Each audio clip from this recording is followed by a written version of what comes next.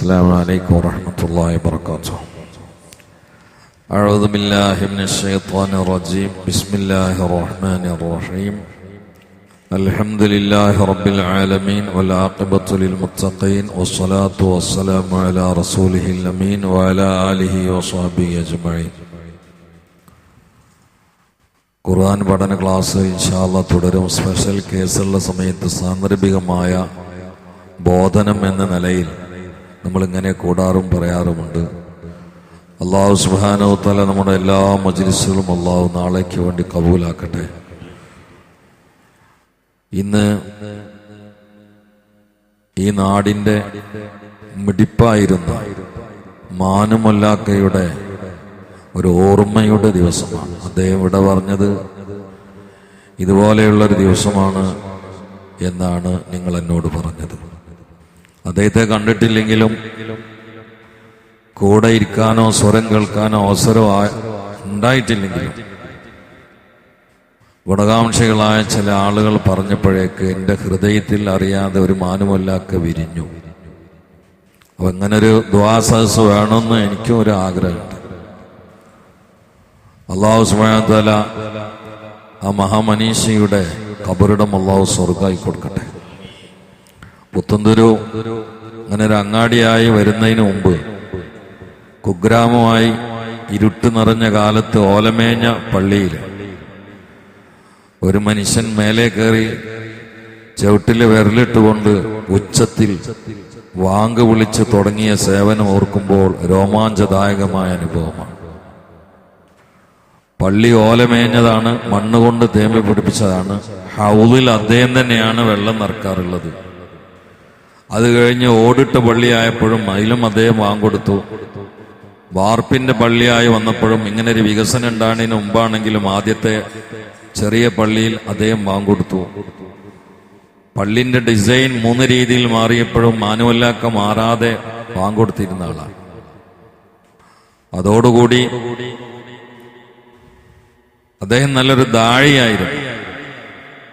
പ്രത്യേകിച്ച് ജുമുഅക്കൊക്കെ ആളെ തയ്യാതിരുന്നാൽ കല്യാണത്തിന് കൈയൊടിച്ചു കൊണ്ടുപോകും പോലെ പടച്ചോന്റെ പള്ളിയിലേക്ക് സുജൂദിന് വേണ്ടി ഇടവഴികളിലൂടെ നടന്ന് റോഡ് സൈഡിൽ നിന്ന് ആളുകളെ തെരഞ്ഞു പിടിച്ച് സൽക്കാരത്തിന് ക്ഷണിച്ചു കൊണ്ടുപോകും പോലെ ഈ പള്ളിയിൽ കൊണ്ടുവന്ന് ഇരുത്തിയിട്ട ഒരു വലിയ ആളാണ്. ഇത് വലിയ കാര്യമാണ്, ചെറിയ കാര്യമില്ല. വാങ്കന്ന വലിയ ദഅവത്താണ്. ومن أحسن قولا ممن دعا إلى الله وعمل صالحا وقال إنني من المسلمين. ഈ ആയത്ത് പ്രഗത്ഭരായ പല മഹാന്മാരും പറഞ്ഞ പ്രബലമായ അഭിപ്രായ പ്രകാരം വാങ്ക് വിളിക്കുന്ന ആളുകളെ കുറിച്ചാണ്. അള്ളാഹിന്റെ പൊരുത്തത്തിന് വേണ്ടി പള്ളിയിൽ വാങ്കുലി മുഴക്കിയ മുഅദ്ദിൻമാർ. നാളെ കറുകറുത്ത മൂക്ക് ചപ്പിയ ഒരു കാപ്പിരിയുണ്ട്, സയ്യിദുനാ ബിലാൽ റളിയല്ലാഹു തആല അൻഹുവിന്റെ നേതൃത്വത്തിലായി സ്വർഗത്തിലേക്ക് നക്ഷത്രങ്ങളെ പോലെ മിന്നിത്തിളങ്ങി പ്രവഹിക്കുമെന്ന് നബിയുനാ റസൂലുള്ളാഹി. എത്ര കാലാണ് അദ്ദേഹം ഇവിടെ വാങ്ങൊടുത്തിരുന്നത്? എത്ര കാലാണ് ഓർമ്മ ഉണ്ടോ? മാനുവല്ലാക്ക് എത്ര കൊല്ലം ഉണ്ടാവും?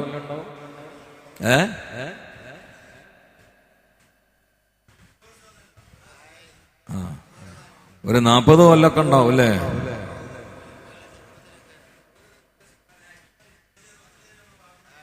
അല്ല, ഞാനിത് അങ്ങോട്ട് വന്നപ്പോ അതാ നല്ലതെന്ന് തോന്നുന്നുണ്ട്. കാണാം മാനുവല്ലാക്കാനെ കുറിച്ച് തൊട്ടപ്പോഴേക്ക് വാചാലമായിട്ട് ഒഴുകേണ്ട പുഴ പോലെ മതി അൽഹംദുലില്ലാ. ആളാരാന്ന് ഇപ്പൊ മനസ്സിലായി. യൂസുഫാന്റെ ഓർമ്മയിൽ ഒരു 10 കൊല്ലാണ്ട് കുറഞ്ഞപ്പോഴേക്ക് 30 കൊല്ലാണല്ലേ? ആയിക്കോട്ടെ ഏതായാലും 30 അല്ലെങ്കിൽ 30 കൊല്ലം 100 കൊല്ലത്തിന് മേലെ ജീവിച്ചു ചെയ്തു. സുബ്ഹാനല്ലാഹ്, ആജിയായിരുന്നു. ഇനി എന്താ ബാക്കി? 100 വയസ്സ് വരെ ഖുർആൻ ഓതാൻ കണ്ണടയും വെച്ചിട്ടില്ല. യാ അല്ലാ, തഖ്വയാണത്. തഖ്വ എന്നല്ല, തഖ്വന്റെ ഊക്കാണത്. അതാണ്. അല്ലെങ്കിൽ മനസ്സിലാവുമല്ലോ. ഹൗദില് വെള്ളം നിറക്കലുള്ള ഒരു മനുഷ്യന്, ചുറ്റുഭാഗം വൃത്തിയാക്കലുള്ള ഒരു മനുഷ്യന്, വാങ്കൊടുക്കലുള്ള ഒരു മനുഷ്യന്, ഇമാമത്തുക്കുള്ള ഒരു മനുഷ്യന് ലാഭേച്ഛല്യനും അല്ല. ഈ ശമ്പളം വാങ്ങുന്ന ആൾക്കാരെ അതുകൊണ്ട് കമ്പയർ ചെയ്തിട്ട് താഴ്ത്തും ചെയ്യരുതിട്ടോ. ഇനി ഇതൊക്കെ കൂടി കേട്ടിട്ട് നാട്ടിലെ മുഅദ്ദിന്മാരെ പോയി ചാടിക്കാരണം ഞങ്ങൾ നാട്ടിൽ മാനുവലിലൊക്കെ ഉണ്ടെന്ന് ശമ്പളം കൂടി വാങ്ങിയിട്ടില്ല എന്ന് പറയാൻ നിൽക്കണ്ട. അങ്ങനത്തെ ആളുകളെ കുറിച്ച് ഒന്ന് പഠിച്ചു നോക്കി. നാട്ടിൽ പോയാൽ ശമ്പളം അവർക്ക് വാങ്ങേണ്ടി ഉണ്ടാവില്ല എന്ന് നമുക്ക് മനസ്സിലാവും. കാരണം നാട്ടുകാർ പറമ്പ് ഉണ്ടായി കൊടുത്തിട്ടുണ്ടാവും, പെര ഉണ്ടായി കൊടുത്തിട്ടുണ്ടാവും. ഇനി എന്തിനാ ശമ്പളം? എന്റെ കുടുംബത്തിൽ ശമ്പളം വാങ്ങാതെ ജോലി ചെയ്യുന്ന കുറെ സൂഫിയാക്കൾ ഉണ്ടായിരുന്നു. എന്റെ കുടുംബത്തിൽ ശമ്പളം പറയില്ല, വാങ്ങൂല. പക്ഷെ അവരെ പെര ഉണ്ടായി കൊടുത്ത നാട്ടുകാരായിരിക്കും. ഏക്കറക്കണ പറമ്പും കൊടുത്തിട്ടുണ്ടാവും. ഇനി എന്തിനാ ശമ്പളം? അപ്പൊ അതുകൊണ്ട് ശമ്പളം വാങ്ങാത്തവരെയും വാങ്ങണവരെയും കമ്പയർ ചെയ്തിട്ട് താഴ്ത്താൻ നിൽക്കണ്ട. അപ്പൊ പിന്നെ വാങ്ങാത്തവരെന്നെ ആയിരിക്കും മേലെ. അങ്ങനെയുണ്ട് ചില ആൾക്കാർക്ക്. ഇന്നാളെ ഒരാൾ എന്നോട് കുറിച്ച് ആളെ വീട്ടിൽ ഭയങ്കര ചികിത്സക്ക് നല്ല ആള് വരുന്നുണ്ട്, ₹1 ആളിരുന്ന് വാങ്ങൂലായിരുന്നു. എന്തിനാ വാങ്ങണ്? തീരെ നടന്നു പോകാത്തൊരു കച്ചവടത്തിന് വേണ്ടി ആളൊരു ദിക്റ് പറഞ്ഞെടുത്ത് കച്ചവടം നടന്നപ്പോ 60 ലക്ഷം റുപ്യന്റെ കാറാ വാങ്ങിക്കൊടുത്ത ഒരാള് കച്ചവടം നടന്നതിന്റെ പേരിൽ. ഇനി ആളിങ്ങനെ ഓരോരുത്തരും ₹100 വാങ്ങണം. എന്താ 4 കിട്ടിയ പോലെ. അപ്പൊ അതൊക്കെ വേറെ രൂപത്തിൽ ഉണ്ടാക്കുന്നുണ്ടാവും. അതൊന്നും തെറ്റുള്ള കാര്യമല്ല കേട്ടോ. ഞാൻ പറയാം, ഈ പീറയിൽ ചോദിച്ച് അയച്ചു വാങ്ങലും ആൾക്കാരെ കഷ്ടപ്പെടുത്തലൊക്കെയാണ് തെറ്റ്. അല്ലാതെ ഒരാൾ മന്ത്രിച്ച് തോർന്ന് ആൾക്കൊരാവശ്യം പൂർത്തിയായി ആൾ എന്തിനാണെങ്കിലും വാങ്ങാം. ഫാത്തിഹ ഓതിയിട്ട് സോക്കട് മാറ്റിയിട്ട് ഡസൻ കണക്കിന് ആടുകളെ വാങ്ങിയ ആൾക്കാരാണ് അസ്ഹാബ് മുഹമ്മദ്. ഇമാം മുസ്ലിം റിപ്പോർട്ട് ചെയ്ത ഹദീത്താണ്. അവൻ ചെറിയ കാര്യമല്ല. ഒരു ഫാത്തിഹ കണ്ട് ഓതി ബോധം കെട്ട് വീണ ആളാണ് നീച്ചു. ഇവർക്കൊരു ചോട ആടാണ്ട് കൊടുത്തു. ഇവരിങ്ങനെ തിരിച്ചു വരുമ്പോ ആകെ പ്രശ്നത്തിലായി. ഇതൊക്കെ കൂടി ഇപ്പൊ നമുക്ക് തിന്നാൻ പറ്റുമോ? കാരണം ഒരു ഫാത്തിഹയിൽ ഓതിയിട്ടുള്ളൂ. അപ്പൊ ആരും തൊടണ്ട, മദീനത്തെത്തിയിട്ട് തീരുമാനാക്കാറ്. മുത്തുനബിന്റെ അടുത്ത് വന്ന് പറഞ്ഞു, ഇങ്ങനെ ഒന്നുണ്ട്, ഓലാണെങ്കിലോ ഒരുപാട് ആടും തന്നിക്കണേ. ഞങ്ങൾ ചോദിച്ചിട്ട് എന്താ വേണ്ടി വെച്ച് അതിന് നല്ലൊരു ആടിനെ ഇങ്ങോട്ട് കൊണ്ടുവരും, ഞാനും നിന്നോളാറിഞ്ഞു മുഹമ്മദ് മുസ്തഫ. അതുകൊണ്ടൊക്കെ ദ്വാരുന്ന ദിക്കറുകൊണ്ട് ഫലം കിട്ടി പൈസ കൊടുത്തവരൊന്നും ചെറുതാക്കാൻ പാടില്ല. പക്ഷെ അതിന്റെ അലച്ചുണ്ടായിരുന്നു മാത്രം. ആക്കെ തീക്കൂടി പോയിട്ട് അലച്ചുണ്ടായിരുന്നു. ഇതിനിങ്ങനെ ഈ പൂജ അലച്ചിയാണ് വലിയ വിഷയം. അപ്പൊ എന്താവും? ഹറാമോ ഹലാലോ നോക്കൂല.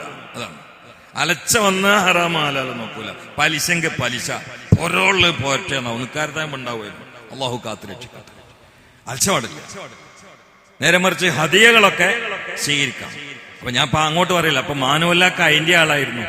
മാനുവല്ലാക്കാന്റെ ഫാത്തിഹ കൊണ്ടും ദുആ കൊണ്ടും മന്ത്രം കൊണ്ടും അത്ഭുതങ്ങൾ അനുഭവിച്ച ആളുകൾ ഈ സാസിലുണ്ട്. അതിരിക്കണ ഒരാള് ഞാൻ ആളാണ് ചൂണ്ടിക്കാണിച്ചാൽ ഒരാളതാ. ഒരാൾ ഇവിടെ 2-3 ആൾ എന്നോട് തന്നെ പറഞ്ഞവരുണ്ട്.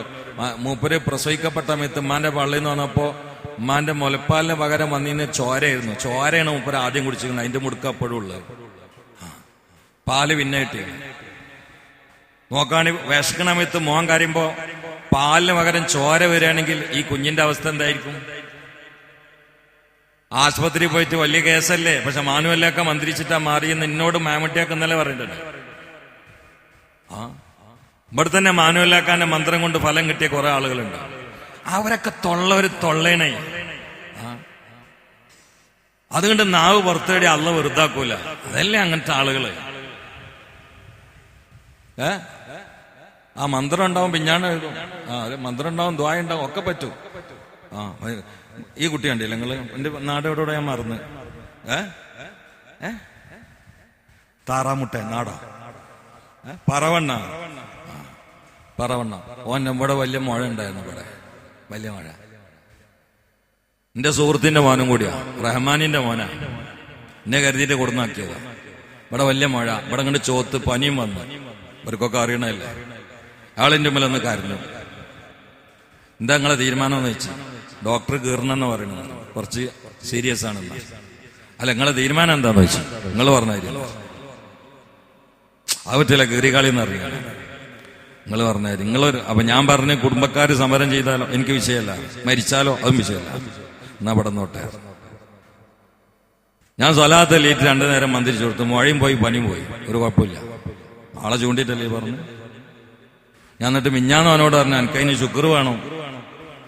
നീ കുതിര കളിച്ചാലും മഴ 2ാമതും വരുന്നിട്ട് പേടിപ്പിച്ചിട്ടാണ് ഇപ്പോൾ. അവ സ്വലാത്ത് ദുആ പലതൊക്കെ ഉള്ളതാണ്. ഇവിടെ തന്നെ ഒരുപാട് അനുഭവങ്ങളില്ലേ. ഞാൻ പറയണോ? എന്റെ കാര്യങ്ങൾ ഞാൻ പറയില്ല. ആൾക്കാർക്ക് നമ്മളെ കുറിച്ച് പറയണം. നമ്മളതല്ലത്, സ്വലാത്തിന്റെ മാത്രമാണ്. നമുക്കെന്താ ഉള്ളത്? ദുആ സ്വലാത്ത് ഇതൊന്നും വെറുതാവൂല. ഇനി അഥവാ നമ്മൾ കരുതിമാരി തന്നെ കിട്ടിയില്ലെങ്കിലും ടെൻഷൻ വേണ്ട. അത് അതിനേക്കാളും വലിയ ഉപകാരത്തിലേക്ക് അല്ലാഹു തആല മാറ്റി വെച്ചിട്ടുണ്ടാവും. നമുക്കറിയില്ലല്ലോ എന്താ ഖൈർ. ദുആ ചെയ്തിട്ട് ഫലിക്കണില്ല എന്ന് പറയരുത്. ഫലിക്കും, 5 രീതിയിലായിരിക്കുന്നു മാത്രം. അത് കൂടി വിശദീകരിക്കാൻ സമയമില്ല. അപ്പൊ നമ്മളെ സാസ്വാദല്ല. ഞാൻ പലപ്പോഴും അത് പല രൂപത്തിൽ പറയാറുണ്ട്. അപ്പൊ അതിലൊന്നും നിരാശ പാടില്ല. മാനുവല്ലാക്ക ദ്വാരുന്ന ഉത്തരം കിട്ടുന്ന ആളായിരുന്നു. മാനുവല്ലാക്ക ഊതിയോർത്ത അഡ്രസ് ഉണ്ടാകുന്ന ആളായിരുന്നു. അല്ലാതെ പെരുമ്പാമ്പ് ഊതനായി ഊതി പോണ ആളല്ല. ഊതിയ ഒരു അഡ്രസ് ഉള്ള ആളായിരുന്നു. എന്തെങ്കിലും എഴുതി കൊടുത്താൽ അതിനൊരു ഫലം ഉണ്ടായി. ഒക്കെ അനുഭവിച്ച ആളുകളോട് ഞാൻ പറയണോ, അള്ളാഹു താല അദ്ദേഹത്തിന് ദറജ ഉയർത്തി കൊടുക്കട്ടെ. വലിയൊരു ഫക്കീറൊന്നും അല്ല എന്ന് മനസ്സിലാകണം. പക്ഷെ ഓലമേഞ്ഞ വീടായിരുന്നു, ഫക്കീറൊന്നുമല്ല. അദ്ദേഹത്തിന് ഒരുപാട് പറമ്പുണ്ടായിരുന്നു. ആരെങ്കിലും കൊടുത്തായിരിക്കാം. അല്ല, അധ്വാനിച്ചിട്ട് പറമ്പ് വാങ്ങാനുള്ള അവസരം ആയുസിൽ ഉണ്ടായിട്ടില്ലല്ലോ, അതിലും കൊടുത്തായിരിക്കാം. അങ്ങനെയാ മനസ്സിലാക്കുന്നത്. മമ്പുറതങ്ങളെ വഫാത്തിന്റെ മാസമല്ലത്. മമ്പുറതങ്ങൾക്ക് ഏക്കറക്കണക്കിന് ഭൂമി ഉണ്ടായിരുന്നു. കൽപ്പഞ്ചേരിയിലെ ഒരാൾ കൊടുത്താണ്. കൽപ്പഞ്ചേരിയിലെ ഒരു മൂപ്പൻ കൊടുത്തതാ. മമ്പുറതങ്ങള് സയ്യിദ് ഹസൻ, അവരെയും കൂടി ഒരു ഓർമ്മട്ടെ. അവര് നമ്മൾക്ക് മറക്കാൻ പറ്റുമോ? നമ്മളെ നാടിന്റെ മലബാറിന്റെ രോമാഞ്ചല്ലേ മഹാനായ മമ്പുറതങ്ങള്. ബ്രിട്ടീഷുകാരമ്പിലൊക്കെ അവർ ചെയ്ത് ഞാൻ പറഞ്ഞാൽ സമയം നീണ്ടുപോകും. അതുകൊണ്ടാണ് മമ്പുറതങ്ങള് കല്യാണം കഴിച്ചു. കല്യാണം കഴിച്ച് 3-ാം ദിവസം ബീവി അറിഞ്ഞു. സയ്യിദ് ഹസൻ ജിഫിരി തങ്ങളെ മോളാണ് കെട്ടിയത്. ആ വലിയ അത്ഭുതങ്ങളാണ്, അങ്ങോട്ട് ഞാൻ പോണില്ല. ആ ബീവി അറിഞ്ഞു, നിങ്ങൾ എന്റെ ഭർത്താവാണ്, നിങ്ങൾക്ക് അന്നം തരൽ നിർബന്ധമാണ്, അതുകൊണ്ട് ഇവിടെ കലത്തില് അരി വെക്കാൻ സാധനമില്ല, പോയിട്ട് എന്തെങ്കിലും വാങ്ങിക്കൊണ്ടിരുന്നായിരുന്നു. അതൊക്കെ പറ്റും. നമ്മളിപ്പോ ഭർത്താവ് തന്നിട്ട് പോയിട്ട് ബെഡിൽ ചൂരിന്റെ കൂടിയിട്ട് കൂർക്കം വലിച്ചിട്ട് കട്ടിൽ പൊള്ളിണ കൂർക്കം വലിച്ചിട്ട് ഉറങ്ങിയാൽ പോരാ, നെയ്ച്ചുണ്ടായി കൊടുക്കണം, കടമയുണ്ടായി. അപ്പൊ പറഞ്ഞു കലത്തില് അരി വെക്കാൻ ഒന്നുമില്ല, പോയിട്ട് എന്തെങ്കിലും കൊണ്ടിരുന്നായിരുന്നു. അമ്പർന്നങ്ങളാണ്ട് ഇറങ്ങി പോയി ഇങ്ങനെ കൽപ്പഞ്ചേരിയിലെത്തി. അവിടെ വലിയൊരു പാടം വാഴത്തോട്ടൊക്കെ കണ്ട് സെന്ററിൽ വലിയൊരു വീടും. അതാ നാട്ടിലെ അധികാരിയായ വലിയ മൂപ്പന്റെ വീടാണ്. അപ്പൊ അവിടക്കാണ്ട് കയറി ചെന്നപ്പോ കുറെ കുട്ടികൾ ഭയങ്കര കളി കളിക്കുന്നുണ്ട്. അതിൽ നല്ല സുന്ദരനായ വെളുത്തൊരു കുട്ടിനെ പിടിച്ചിട്ട് ഒരു മേട്ടന്റെ കൊടുത്തു. മൂപ്പന്റെ കുട്ടിയാണ്. ആ മൂപ്പനും അമൃതങ്ങൾ അറിയാം, പരാതിയൊന്നുമില്ല. കസേരയിൽ ഇരുത്തി തങ്ങൾ കുട്ടികളെടുത്ത് അപമര്യാദ വന്നിട്ട് പൊരുത്തപ്പെടണമെന്നുണ്ട്. ആ കുട്ടി പിന്നീട് വലിയൊരു മഹാനായിട്ട് മാറിയെന്ന് ആ മേട്ടം കിട്ടിയ കാരണത്താൽ. അപ്പൊ മൂപ്പങ്ങനെ ഇരുത്തി അവിടെ ദ്വാരന്ന് പോകുമ്പോ ആധാരാണ്ട് കൈ കൊടുത്ത്. ഏക്കറക്കണക്കിന് ഭൂമിയാ. അതാണ് മമ്പർ ആ ചുറ്റുപാത്തൊക്കെ അവർക്ക് കിട്ടിയത്. ഒരു മൂപ്പന്റെ വീട്ടിൽ ദ്വാരുന്നതിന് കൊടുത്താണ്. നമ്മളെ നാട്ടിലൊക്കെ അങ്ങനെ തന്നെ ആയിരുന്നു. ആ മമ്പുറങ്ങളുടെ വേർപാടിന്റെയും മാസം ഈ മാസമാണ്. അള്ളാഹു ദറജ ഉയർത്തി കൊടുക്കട്ടെ, അള്ളാഹു ദറജ ഉയർത്തി കൊടുക്കട്ടെ. ആ കല്യാണം തന്നെ വലിയ രസാ. സയ്യിദ് ഹസൻ ജിഫ്രി തങ്ങൾ പറഞ്ഞിരുന്നു, എന്റെ ഒരു മോളാളുള്ളത്, നാട്ടുകാരോട് അറിഞ്ഞ് വലിയൊരു മഹാൻ അള്ളാഹ് പൊരുത്തപ്പെട്ട വലിയൊരാളെ കൊണ്ടേ കെട്ടിക്കാൻ പാടുള്ളൂ എന്നിട്ട് അവർ വഫാത്തായി. അന്ന് ഈ കുട്ടിക്ക് ചെറിയ പ്രായമാണ്. ആ മമ്പുറതങ്ങളുടെ അമ്മോനാണ് കോഴിക്കോട് സയ്യിദ് ജിഫ്രി തങ്ങൾ. മമ്പുറതങ്ങൾ അമ്മോനാണ്. മമ്പുറതങ്ങൾ 17-ാം വയസ്സിലാണ് കോഴിക്കോട് എത്തിയത്. കോഴിക്കോട് നിന്ന് അമ്മോൻ ഇങ്ങോട്ട് മമ്പുറത്തേക്ക്, ഇവിടെ ഹസൻ ജിഫിരി ഉണ്ട്, മറ്റൊരമ്മ ഉണ്ട്, അവരെ സിയാർത്ത് ചെയ്യാൻ വേണ്ടിയിട്ട് മമ്പുറത്തേക്ക് കൊണ്ട് പറഞ്ഞയച്ചു. സിയാർത്തിന് വന്നപ്പോ വാതിലൊക്കെ അടഞ്ഞെടുക്കാണ്, ഉള്ളിക്ക് കയറാൻ വയ്യ. ഒരു സലാം പറയാൻ വേണ്ടി ഉള്ളിക്ക് കയറാൻ വയ്യ. അപ്പൊ മമ്പുറത്ത് അന്നും ഇന്നും മഗ്‌രിബായാൽ പിന്നെ ഇത് വാതിൽ പൂട്ടും. വ്യാഴാഴ്ച വെള്ളിയാഴ്ച രാവിലെ മാത്രമേ മഗ്‌രിബിന് ശേഷം വാതിൽ ഓർക്കാവുള്ളൂ. രാത്രിയാകുമ്പോൾ വേഗം പൂട്ടും. ആണ് അമ്പുറത്തെ അവസ്ഥ. ഇന്നും തന്നെയാണ്. അപ്പൊ അതിലൊക്കെ കഥ കടച്ചിരുന്നു. ചാവി ഈ കുട്ടിന്റെ കയ്യിലാണ് കൊടുക്കുക. അപ്പൊ നാട്ടിലെ പ്രമുഖരെ പോയിട്ട് കുട്ടിനോട് പറഞ്ഞു, പിന്നെ യമന് നിങ്ങളെ കുടുംബത്തിൽപ്പെട്ട വലിയൊരാള് വന്നിട്ടുണ്ട്, ആ ചാവി എന്നായിരുന്നു. കുട്ടിയാണെങ്കിൽ ആ പുടിച്ച കുട്ടിയാ, പൂട്ടിയാ പിന്നെ തുറക്കാൻ കൊടുക്കൂല. ഇവിടെ ആരും വന്നിട്ടും കാര്യമില്ല, ഇത് നിയമമാണ്. ഇവിടെ പൂട്ടിയതാണ്, തുറക്കാൻ ചാവി കൊടുക്കൂല. അപ്പൊ ആളുകൾ അറിഞ്ഞ് വലിയ മഹാനാണെന്നൊക്കെ പറയുന്നുണ്ട്, കറാമത്തൊക്കെ ഉള്ള ആളാന്നൊക്കെ പറഞ്ഞു. കറാമത്തുണ്ടെങ്കിൽ ചാവിന്റെ ആവശ്യമില്ലല്ലോ, അത് തുറന്നോട് ചോദിച്ചു. കറാമത്തുണ്ടെങ്കിൽ ഞാൻ ചാവി കൊടുക്കണം, അത് തുറക്കാൻ പറയുന്നു. അമ്പർതങ്ങളോട് എന്നിട്ട് പറഞ്ഞാലോ, ചാവി അറിഞ്ഞില്ല. അപ്പൊ ഞങ്ങള് കറാമത്തൊക്കെ പറഞ്ഞ് പേടിപ്പിച്ച് നോക്കി. കറാമത്തുണ്ടെങ്കിൽ ചാവി വേണ്ടല്ലോ എന്ന് പറയുന്നത്. സമ്മതം കിട്ടിയോന്ന് വെച്ചാൽ വരുന്ന അമ്പറങ്ങളോട് പറ്റി ബിസ്മില്ലാഹിർ റഹ്മാൻ റഹീം വയലാണ്ട് പറഞ്ഞു. അപ്പൊ ഈ കുട്ടി പറഞ്ഞു, ബാപ്പ പറഞ്ഞ ആളാ, അതാണ് കെട്ടിച്ചോളി എന്ന് പറഞ്ഞു. അങ്ങനെ കല്യാണം. എന്റെ വാപ്പങ്ങളോട് ഏൽപ്പിച്ച ആളുണ്ടല്ലോ, അത് ഇയാളാണ് കെട്ടിച്ചോളി എന്ന് പറഞ്ഞു. അങ്ങനെയാണ് കല്യാണം. ഞാൻ അവരെ ഓർത്തത് അവരെ ആണ്ട് മാസവും കൂടിയാണ്. അതുകൊണ്ട് അള്ളാഹു ദറജ ഉയർത്തി കൊടുക്കട്ടെ. അപ്പൊ ഒരുപാട് മഹാന്മാരുടെ ഓർമ്മ, മാനുമല്ലാക്ക, മമ്പുറതങ്ങള്, അള്ളാഹു താല അവരുടെയൊക്കെ ജീവിതത്തിൽ നമുക്ക് പഠിക്കാനുള്ള പ്രധാനപ്പെട്ട ഒന്ന് ബിസ്മില്ലിറ്റ് വാതിലോർക്കുക എന്നുള്ള ഒന്നല്ല. അതിപ്പോ എല്ലാവർക്കും കഴിഞ്ഞോളൊന്നുമില്ല. ചാവില്ലാതെ വണ്ടി സ്റ്റാർട്ടാക്കാൻ പറ്റാത്ത നമ്മൾ അഞ്ഞ് ബിസ്മില്ലിറ്റ് വാതിലോർക്കാൻ പോലെ അല്ല, അതിപ്പോ എല്ലാവർക്കും ഒന്നും പറ്റിക്കൊള്ളുന്നില്ല. പക്ഷെ അവരിൽ നിന്ന് പഠിക്കാനുള്ള പ്രധാനപ്പെട്ട കാര്യം എന്താ വെച്ചാൽ അള്ളാന്റെ പൊരുത്തത്തിൽ ജീവിക്കുക എന്നുള്ളതാണ്. 5 വക്ത് നിസ്കാരത്തിൽ കാർക്കശ്യം, ജനങ്ങളെ സേവിക്കുക, മതം നോക്കാതെ റഹ്മത്ത് ചെയ്യുക. അമൃതങ്ങൾ അതിന്റെ ആളായിരുന്നു. മതം നോക്കാതെ റഹ്മത്ത് ചെയ്യുക. റഹ്മത്ത് ചെയ്യുന്നോടത്ത് മതം നോക്കണ്ട. എന്റെ അയൽവാസി അയ്യപ്പനാണ്, പനി പിടിച്ച് കിടക്കാണ്. എന്റെ വണ്ടിയിലിട്ടിട്ട് ആശുപത്രിയിൽ നിന്ന് പോയിട്ട് ഒരു ഗ്ലൂക്കോസ് കയറ്റി കൊടുത്താൽ ചിലപ്പം സ്വർഗം കിട്ടില്ല. അയ്യപ്പൻ ആശുപത്രി കൊണ്ടതിന്റെ പേരിലായിരിക്കും. റഹ്മത്തിന്റെ അവിടെ മതം നോക്കരുത്. വമാ അർസൽനാക ഇല്ലാ റഹ്മത്തലിൽ ആലമീൻ, ഇല്ലാ റഹ്മത്തലിൽ മുസ്ലിമീൻ എന്നല്ല, ഇല്ലാ റഹ്മത്തലിൽ ആലമീൻ എന്ന മുഹമ്മദ് മുസ്തഫാനെ കുറിച്ച് സല്ലല്ലാഹു അലൈഹി വസല്ലം ഖുർആൻ പറഞ്ഞത്. അപ്പൊ റഹ്മത്ത് കാണിക്കുന്ന സ്ഥലത്ത് മതം നോക്കണ്ട. ദാഹിക്കുന്നവനെ വെള്ളം കൊടുക്കുമ്പോ നെറ്റത്ത് കുറി ഉണ്ടോ നോക്കിയാൽ പിന്നെ നീ താമ്പ് വെച്ചിട്ടും കാര്യമില്ല. അവിടെ കുറി നോക്കണ്ട. ഓൻ ദാഹിക്കണ ഒരു ഹൽക്കാണ്, അള്ളാന്റെ സൃഷ്ടിയാണ്, വെള്ളം കൊടുക്കണം.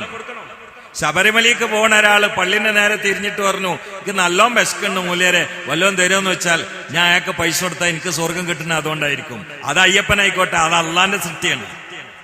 ആദർശത്തിൽ വിട്ടുവീഴ്ചില്ല. റഹ്മത്തിന്റെ അവിടെ മതം നോക്കാൻ പാടില്ല. അത് ആരെയും സഹായിക്കണം. അല്ലാഹു സുബ്ഹാനഹു വ തആല അതിന് നമുക്ക് മനസ്സ് തരട്ടെ, തൗഫീഖ് നൽകട്ടെ, ശേഷി നൽകട്ടെ.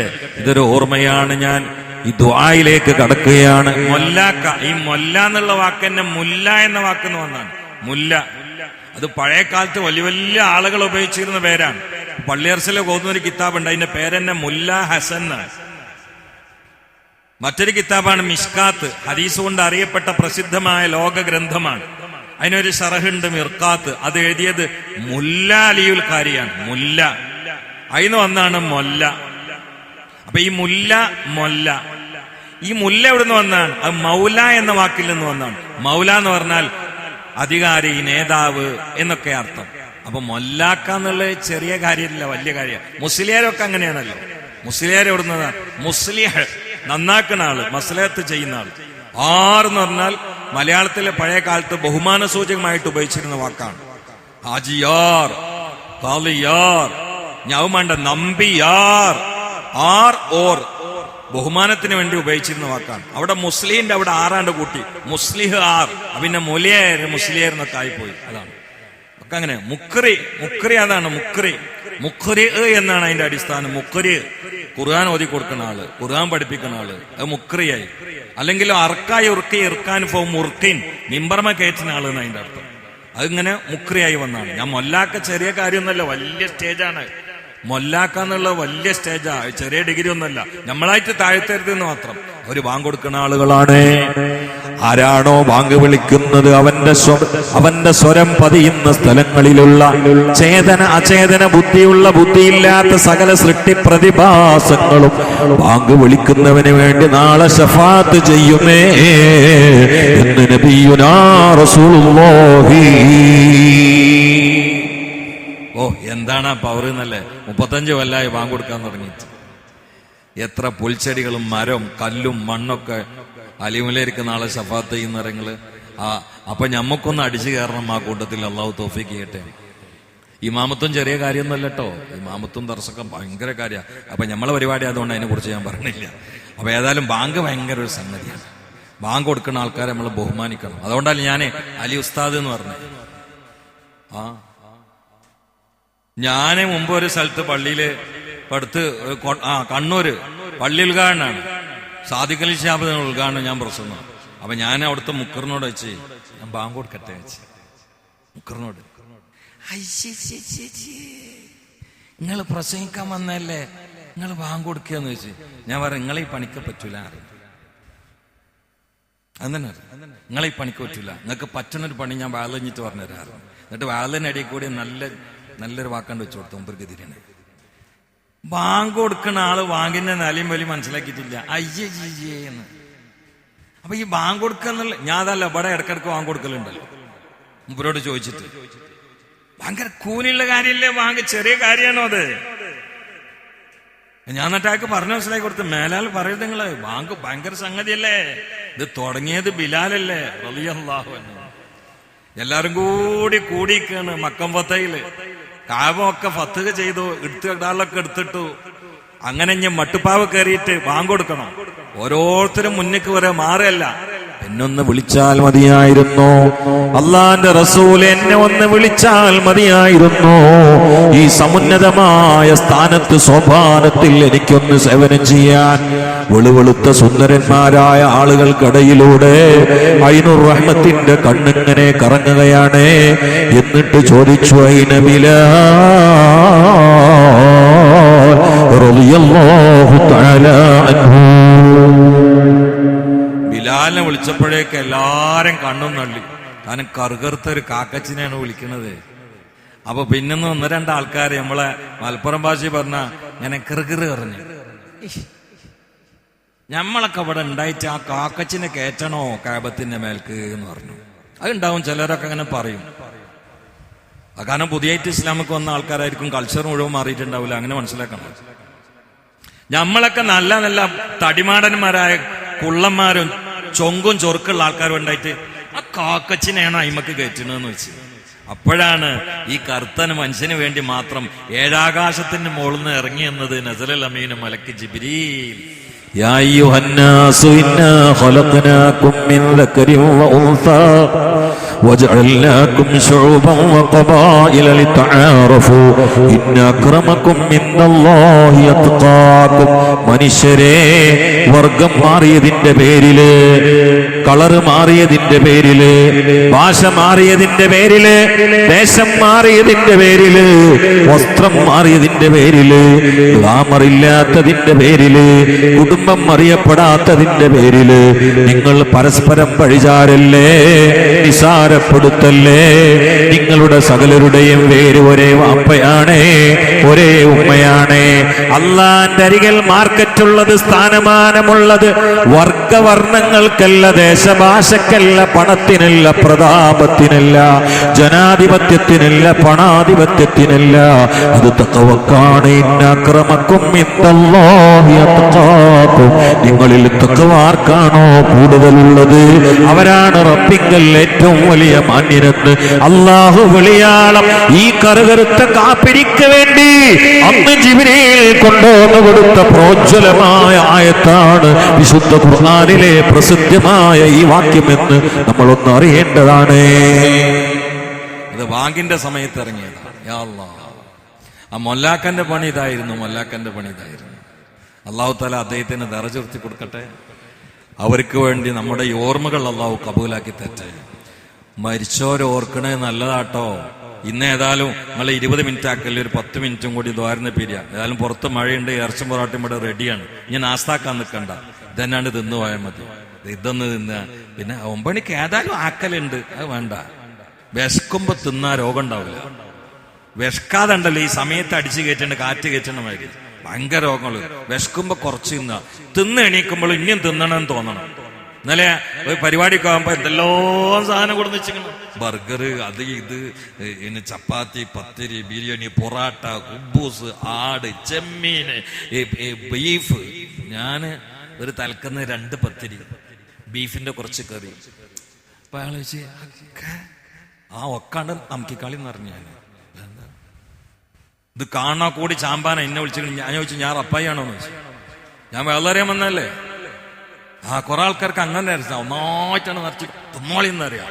ക്യാൻസറും അറ്റാക്ക് വന്നാൽ ഏറ്റെടുക്കൂലല്ലോ. തീറ്റ എപ്പോഴും നീക്കുമ്പോ ഇനിയും വിശപ്പാണ്. അങ്ങനെ ഈ ചോക്കാണി കുറെ സോക്കോട് മാറി കിട്ടും. അള്ളാഹു തൗഫീഖ് ചെയ്യട്ടെ. അതിന് വല്ല ആമയും കിട്ടൂല എന്ന് എനിക്കറിയാം. എന്നാലും അള്ളാഹു തആല അതിന് തൗഫീഖ് ചെയ്യട്ടെ. അപ്പൊ ഞാൻ ഇത് നിർത്തി, ഒരു മധുഹായിട്ട് നിർത്തട്ടോ. മഹാനായ നമ്മളെ ഇരിക്കണതിന് ഒരു തെളിവ് പറയാം, ഈ ഇരുത്തത്തിന് തെളിവ് അറിയാം. മഹാനായ അബ്ദുറഹ്മാൻ ഇബ്നു ഔഫ് റളിയല്ലാഹു അൻഹു ആദ്യം വളരെ ഫക്കീറായി മദീനയിൽ എത്തിയപ്പോ. ഇവിടെ വലിയ പൈസക്കാരനൊക്കെ അവിടെ വലിയ ഫക്കീറായിട്ടോ. ഫക്കീറായി ഉടുതുണിക്ക് മറുതുണില്ല, ഒരാളെ വീട്ടിൽ ഇങ്ങനെ കഴിയാണ്. അപ്പൊ അയാൾ കുറെ ചീരകൃഷി ഉണ്ടായി കൊടുത്ത്, അത് നിങ്ങൾ ഉണ്ടാക്കിയിട്ട് നിങ്ങൾ അധ്വാനിച്ചോളി, നിങ്ങൾക്ക് മടിയാണെങ്കിൽ എന്ന് പറഞ്ഞു. അപ്പൊ ചീര നട്ടിട്ട് കുറച്ച് പൈസ കിട്ടി. അപ്പൊ ഒരു യുദ്ധത്തിന് പോണ സമയമാണ്. അപ്പൊ ആ ചീര നട്ടിട്ട് കിട്ടിയ പൈസ ഉണ്ടല്ലോ, ആ പൈസ ഒരു ഇലയിൽ പോയി മുട്ടിന് കീപ്പിട്ട് തൂങ്ങിക്കിടക്കുന്ന ചെറിയ തുണി കുപ്പായിട്ടിട്ടില്ല. ഫക്കീറാണ്.